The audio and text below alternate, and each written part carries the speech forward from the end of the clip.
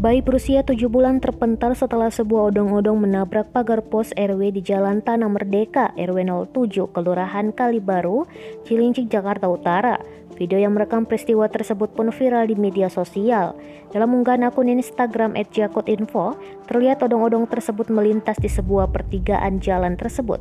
Ketika hendak berbelok, si pengendara odong-odong tak melihat sepeda motor melintas di depannya.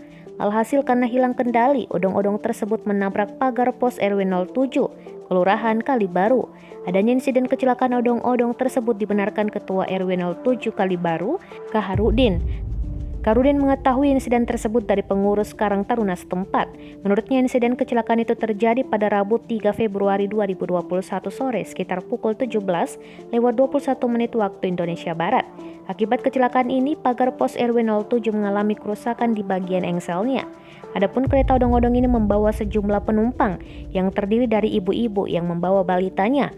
Bahkan imbas dari odong-odong yang menabrak pagar pos RW, bayi berusia 7 bulan mengalami luka memar. Bayi tersebut digendong seorang wanita yang duduk di kursi paling belakang odong-odong. Terkait adanya insiden ini, Kaharudin mewakili warga Kalibaru pun meminta pemerintah segera menindaklanjuti keberadaan odong-odong yang kerap kali meresahkan warga. Selain sering kecelakaan, keberadaan odong-odong juga tak jarang menimbulkan kemacetan. Kebisingan dari musik yang dinyalakan melalui pengeras suara yang terpasang di odong-odong juga sering membuat warga terganggu.